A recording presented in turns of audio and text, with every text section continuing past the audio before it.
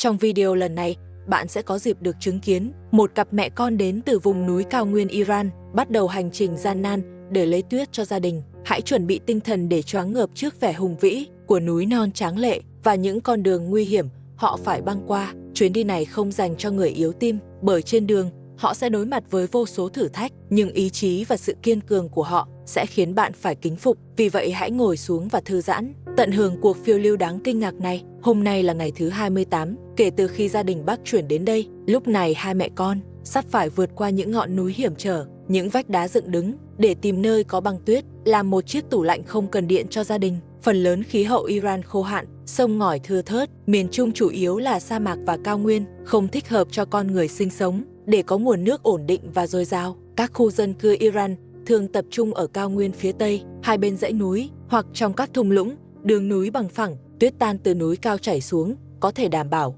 nguồn nước ổn định quanh năm cho các khu định cư. Nước tuyết tan trên núi cao tụ lại thành suối, khi ra khỏi thung lũng sẽ hình thành ốc đảo. Vì vậy các dân tộc du mục Iran thường sống dọc theo sông, chăn thả để mưu sinh. Còn những người sống trên cao nguyên thường thu hái dược liệu để bán hoặc chăn nuôi gia súc làm kế sinh nhai. Những gì bạn đang thấy lúc này chỉ cần trượt chân là hai mẹ con có thể tan xương nát thịt, nhưng cô con gái không hề tỏ ra sợ hãi.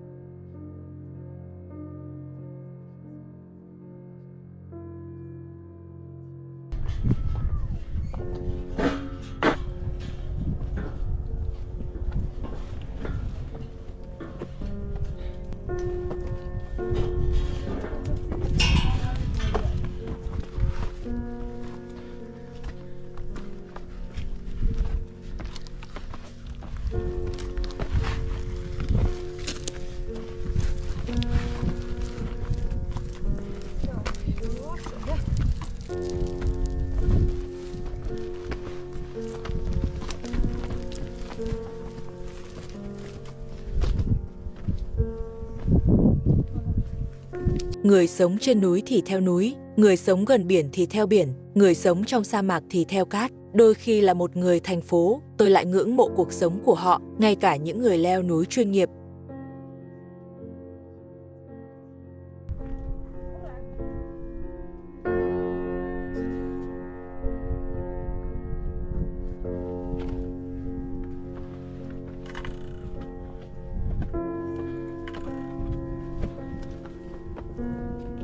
Trên đường đi có thể thấy khắp nơi thảm thực vật thưa thớt, bề mặt bị phong hóa nghiêm trọng, động đất khiến đất đá vỡ vụn dưới tác động của trọng lực trượt xuống chân núi.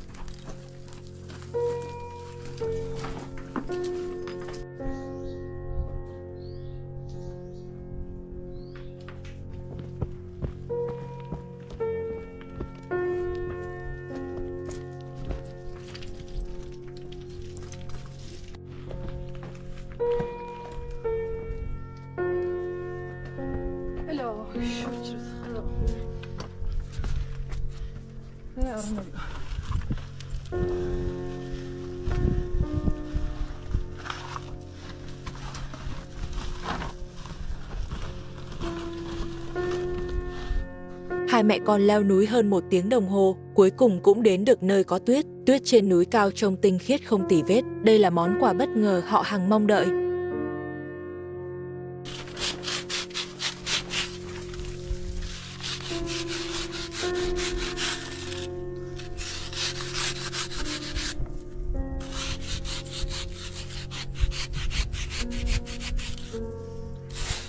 bien sûr charmant.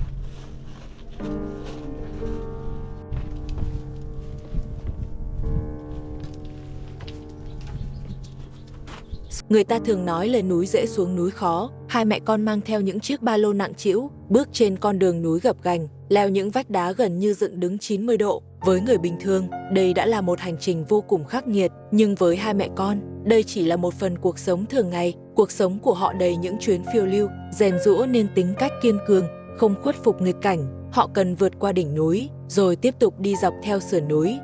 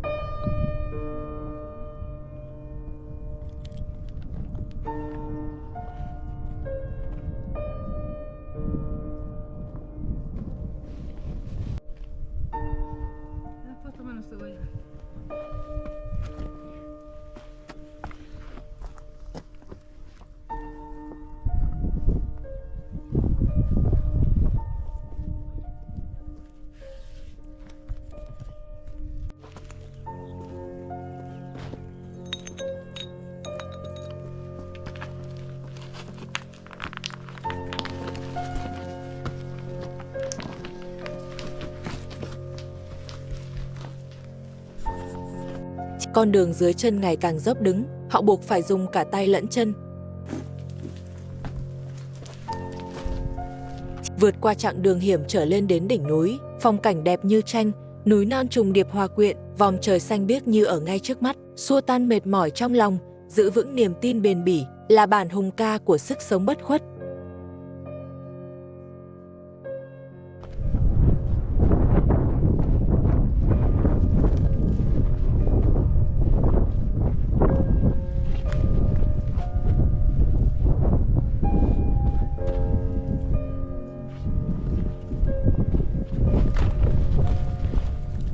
Trên đỉnh núi, hai mẹ con thu hái được một loại cây gọi là cỏ xạ hương. Cỏ xạ hương thuộc loại cây bụi thấp, thân nhỏ thấp, bề mặt có lông gai, màu xanh đậm, có tác dụng giảm đau, thông khí.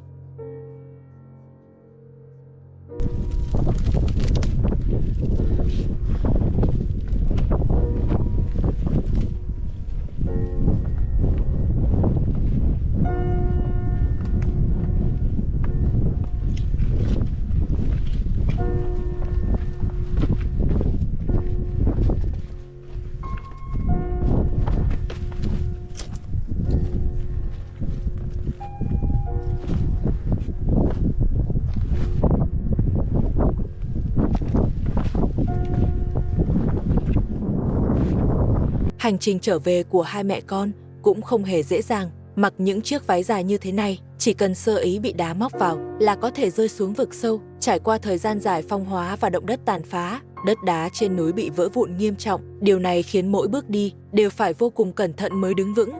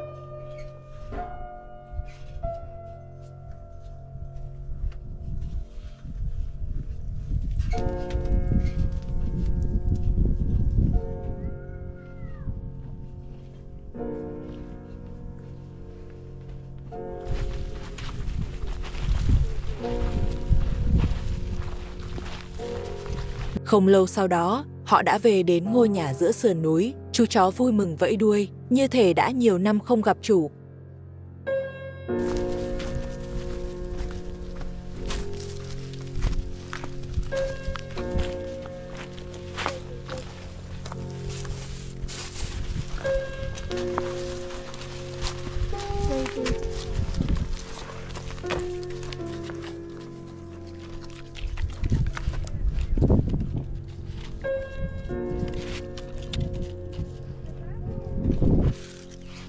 Sau khi cất gọn những tảng tuyết dư, họ cho tuyết vào nồi đun nóng.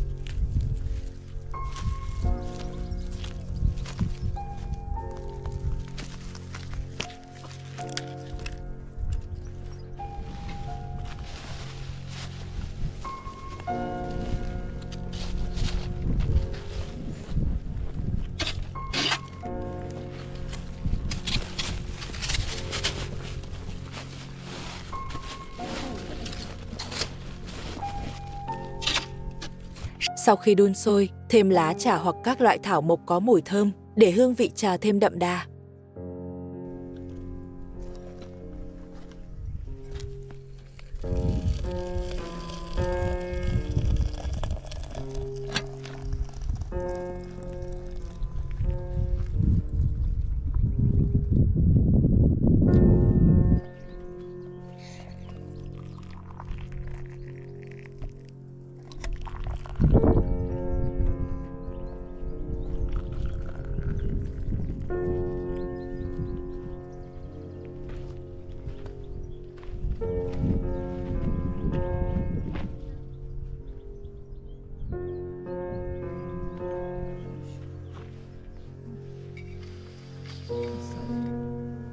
Cuối cùng họ ngồi xuống trên tấm thảm, chậm rãi thưởng thức tách trà tuyết do chính tay mình pha. Trà tuyết có hương vị không hề thua kém trà thường, thậm chí còn mang theo hơi thở mát lành của mùa đông đầy đặc biệt. Đó chính là một trong những ký ức đẹp nhất của họ trong mùa đông này.